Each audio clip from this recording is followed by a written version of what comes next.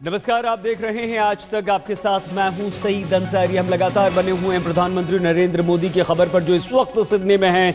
और अब से ठीक 2 घंटे बाद सिडनी के अल्फोंस अरीना में नमो मंत्र गूंजेगा। और जैसे जैसे इंतजार की घड़ी नजदीक आ रही है, अल्फोंस अरीना के बाहर रौनक और भीड़ लगातार बढ़ती जा रही है। ढोल नगाड़े वहां पर बज रहे हैं, लोग नाच रहे हैं, गा रहे हैं, इंतजार कर रहे हैं सिर्फ और सिर्फ नरेंद्र मोदी का।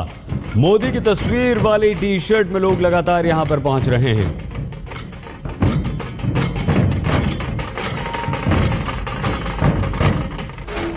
तीन तस्वीरें आपके सामने। दोपहर 1 बजे ओलंपिक पार्क के अल्फोंस अरीना में भारतीय समुदाय को संबोधित करेंगे प्रधानमंत्री नरेंद्र मोदी।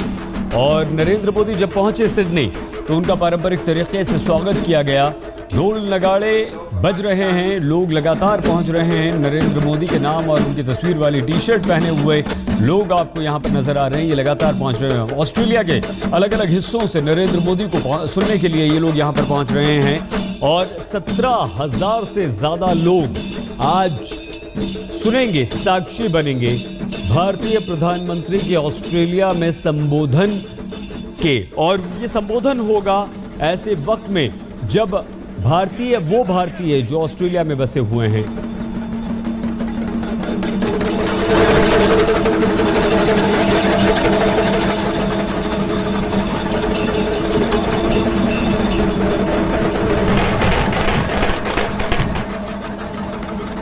जो उन्होंने इंडिया के लिए किया है, भारतवर्ष के लिए बहुत कुछ किया है, खासकर भारतवर्ष का इमेज ही बदल दिया है, वो सबसे ज्यादा अच्छा है। बहुत वर्षों के बाद एक महात्मा गुजरात से आया है जिन्होंने आंख से आंख मिला के हमें जीना सिखाया। We love Narendra Modi.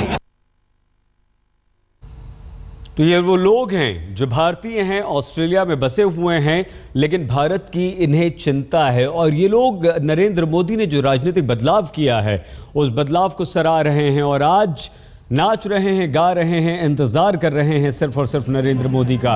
तो ये देखिए, ये जश्न है, जश्न का माहौल ऑस्ट्रेलिया में नरेंद्र मोदी के स्वागत में।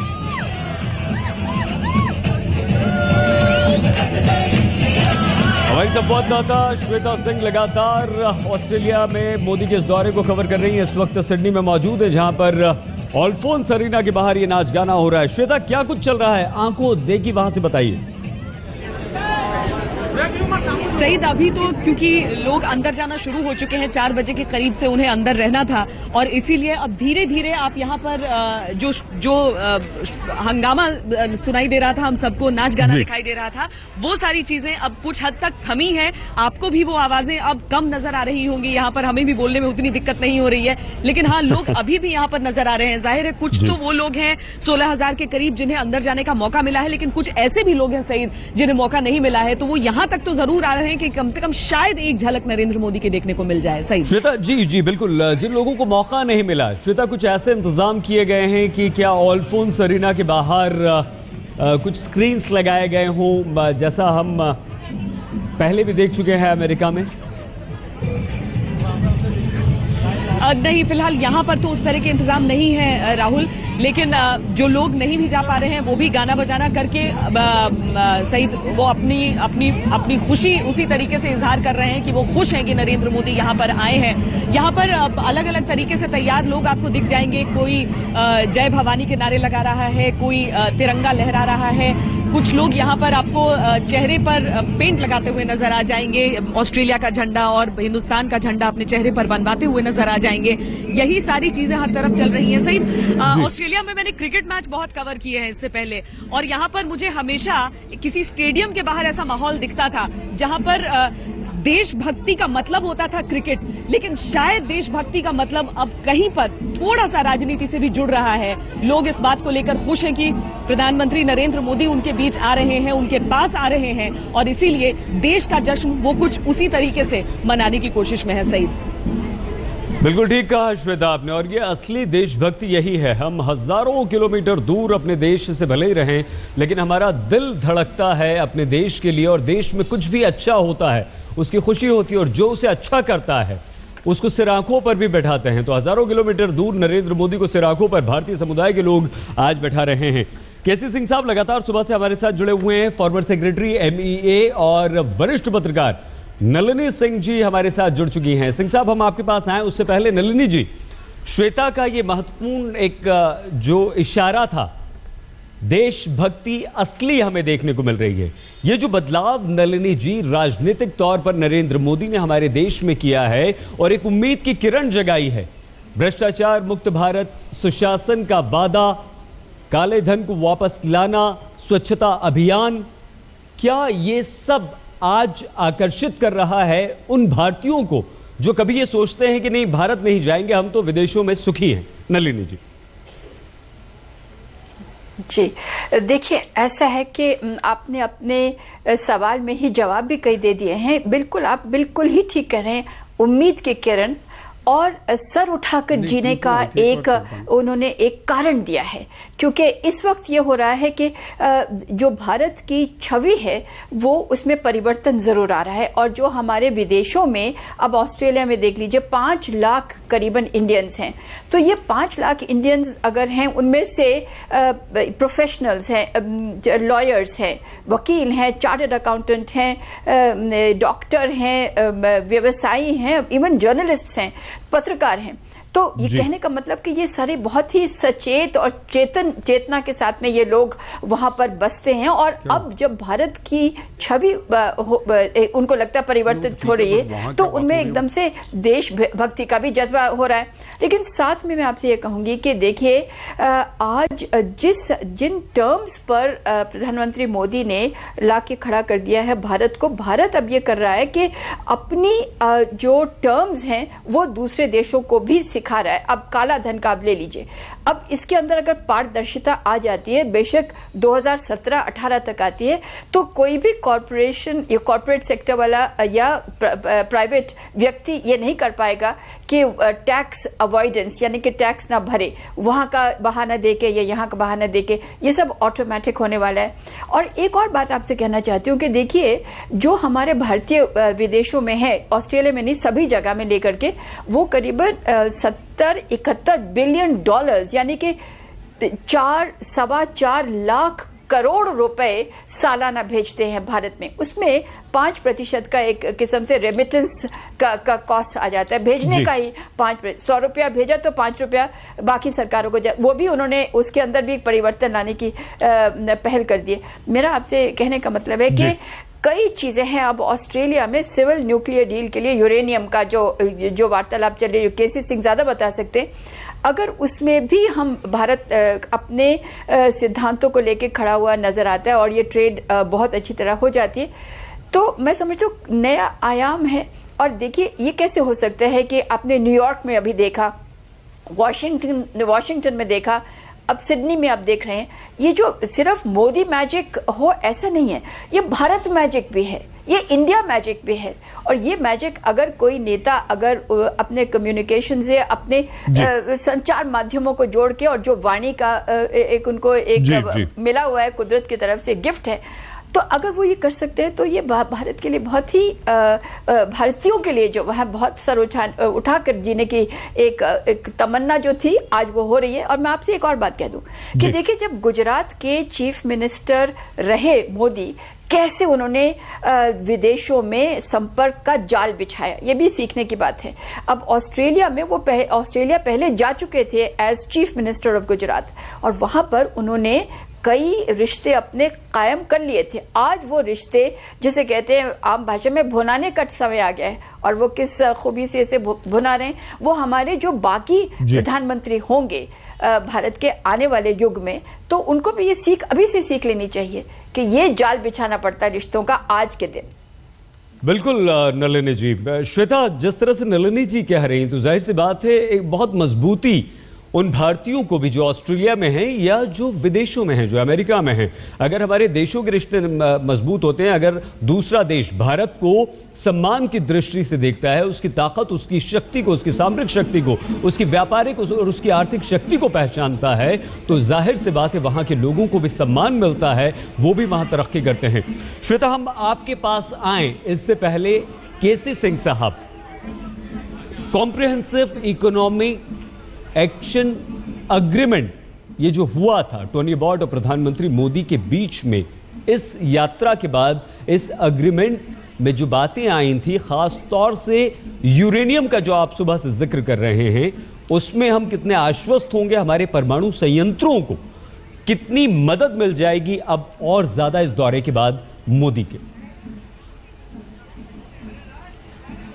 देखिए, जैसे मैंने पहले भी कहा कि यूरेनियम तो हिंदुस्तान, क्योंकि अब हमारे पे न्यूक्लियर सप्लायर्स ग्रुप की रिस्ट्रिक्शन कोई नहीं है, किसी भी देश से ले सकते हैं। और ये जो यूरेनियम आएगा वो IAEA की सुपरविजन के नीचे यूज होगा।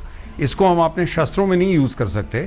उसके लिए हमारे पास यूरेनियम है, हमारा खुद का जो यूरेनियम है हम उसके लिए इस्तेमाल करेंगे। ये सिर्फ जो रिएक्टर्स, नए रिएक्टर लगेंगे या पुराने रिएक्टर्स जिनको हमने IAEA की सुपरविजन के नीचे कर दिया है, ये उनमें इस्तेमाल होगा। लेकिन उसके लिए भी ये जरूरी है क्योंकि इनके पास सप्लाई, फिर क्वालिटी ऑफ यूरेनियम क्या है, उसका ग्रेड क्या है, ऑस्ट्रेलिया का रिलायबिलिटी क्या है, कि सपोजिंग हम कजाकिस्तान से लेते हैं, वो लैंड लॉक्ड कंट्री है, किसी और देश के बीच में से आना पड़ेगा। तो एक तरह से अगर देखा जाए, अगर अंडमान के निचले लास्ट टापू से हम देखें तो पर्थ जो उनका वेस्टर्न मोस्ट शहर है ऑस्ट्रेलिया का, कोई ज्यादा दूर नहीं रहता वहां से। तो ऑस्ट्रेलिया बहुत बड़ा देश है। हालांकि उनके जो बड़े शहर हैं जहां पे आज प्रधानमंत्री हैं, सिडनी हुआ या मेलबर्न हुआ, वो उनके ईस्टर्न कोस्ट पे चले जाते हैं या सदर्न कोस्ट पे चले जाते हैं। तो वो काफी, इतना बड़ा देश होने के नाते वो बड़ा दूर पड़ता है हिंदुस्तान से। लेकिन इनके जो इधर के शहर हैं, पर्थ है, वो तो हिंदुस्तान के टापुओं के बहुत पास आ जाता है। तो इसलिए ये हमारा एक तरह से नजदीकी, इंडियन ओशन में नजदीकी देश है, सामने है हमारे बिल्कुल। तो इसमें वो प्रॉब्लम्स नहीं है जो अफ्रीका से अगर हम यूरेनियम लेते हैं, कोई लैंड लॉक्ड कंट्री हो, कजाकिस्तान से लेते हैं, वो वाली मुश्किलात नहीं आएंगी। लेकिन सबसे बड़ी बात यह है कि एक सिग्नल है, ऑस्ट्रेलिया ये कह रहा है, एक डेवलप कंट्री है, वो ये कह रहा है कि हिंदुस्तान की जो नियंत्रण उन्होंने अपने सारा दिखाया है, कभी हमने अपनी टेक्नोलॉजी गलत एक्सपोर्ट नहीं की। हालांकि हम NPT ना साइन किया हो, लेकिन हम NPT से कंफर्म करते हैं। हमारी जो बिहेवियर है हिंदुस्तान का, हम किसी और को गलत तरीके से, जैसे चीन ने पाकिस्तान को दिया, हम टेक्नोलॉजी नहीं देते। तो इसलिए ऑस्ट्रेलिया का ये मानना और हमें यूरेनियम देना एक तरह से सर्टिफिकेट हो गया कि हिंदुस्तान का जो पूरा न्यूक्लियर प्रोग्राम है वो सही है, वो उसको हम मानते हैं कि वो सेफ है, वो सिक्योर है और वो जो इंटरनेशनल नॉर्म्स हैं उसके मुताबिक है।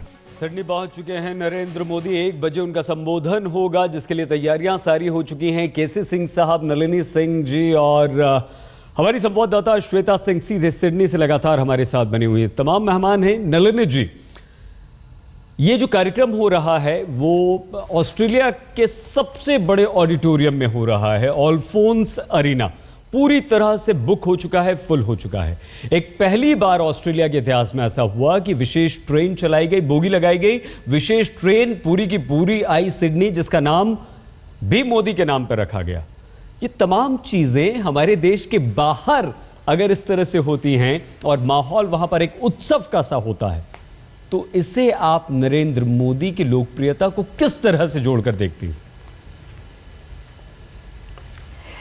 देखिए, इसमें कोई भी शक नहीं करना चाहिए। एज ए जर्नलिस्ट हमें न्यूट्रल होना पड़ता है, लेकिन जो सामने दिखाई दे उसको कहना भी पड़ता है कि नरेंद्र मोदी ने अपनी कम्युनिकेशन से ऐसा किया है कि लोगों के दिलों में जाके ये बात घर कर गई है कि हाँ, एक व्यक्ति है जिनकी सरकार है, जो चाहते हैं देश की जो पोटेंशियल है, जो इसमें उम्मीदें हमें थी जब हम बड़े हो रहे थे, जब उम्मीदें थी कि ये देश ऐसा निकलेगा, कि ये एक ऐसा व्यक्ति है जिसके घर में भी वो, जिसके दिमाग में भी वही सपना है कि हर घर में दीप ही नहीं जलेगा, हर घर में आपको पावर मिलेगी, 24 घंटे मिलेगी और हर भारतीय के सर पर छप्पर होगा, हर भारतीय को घर होगा। माने इतने व्यापक रूप पर उम्मीदें बढ़ी हैं और ये एक इनके लिए चुनौती भी है मोदी जी के लिए कि ये पूरा करेंगे। और क्योंकि हमारे वहां पर, जैसे मैंने आपसे कहा कि यहाँ पर अगर हम 5 लाख इंडियन होते हैं, 35,000 स्टूडेंट होते हैं, तो ये हमारे ही परिवारों से गए हुए हैं। हर एक का कोई ना कोई कजन या कोई ना कोई रिश्तेदार वहां पर होगा, कई लोगों का।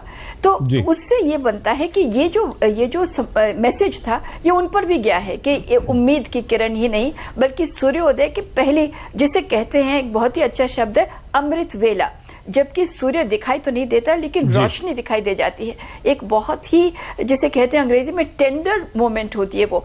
मैं आपसे ही कहना चाहती हूँ कि देखिए आज क्या हुआ, जो आपने शायद मिस कर दिया हो, कि जो नाच आप दिखा रहे थे अभी टेलीविजन पर, जो सिडनी के किसी स्थान पे हो रहा है, शायद ऑडिटोरियम के बाहर, वहां जो महिलाएं थी उन्होंने 9 गज की साड़ी पहनी हुई थी, महाराष्ट्रियन। तो ये बिल्कुल ठेठ महाराष्ट्रियन लिबास में जो महिलाएं कर रही थी, वहां पर नाच कर रही थी। और जो आप देख रहे थे कि जो ढोल नगाड़े हैं वो किसी गंधर्व, पूरा तो नहीं दिखाई दिया शॉट, लेकिन कोई गंधर्व करके कोई संस्था होगी। कहने का मतलब जो पहले लोग कहा करते थे ना कि भारत से बेशक ही भारतीय बाहर चले जाए, लेकिन भारतीय से भारत आप नहीं निकाल सकते हैं। भारत बसता है हर भारतीय के दिल में। कोई शक नहीं। वो देखिए, वो भावनाएं आपको आज दिखाई दे रही हैं। कोई शक नहीं नलिनी जी, आपको रोकने का मन नहीं कर रहा है, लेकिन थोड़ी सी वक्त की कमी है, हम रुकेंगे यहाँ पर कुछ देर के लिए। लेकिन केसी सिंह साहब के पास हम अब से कुछ ही देर में जब दोबारा आएंगे तो जाएंगे और उनसे पूछेंगे कि कॉमनवेल्थ, UN, G20 में अगर हम ऑस्ट्रेलिया के साथ हैं तो हमें दूसरे देशों, खासतौर से चीन के मुकाबले किस तरह से अपने आप को पेश करना होता है ताकि हम ऑस्ट्रेलिया के साथ अपने रिश्तों को और मजबूत करें।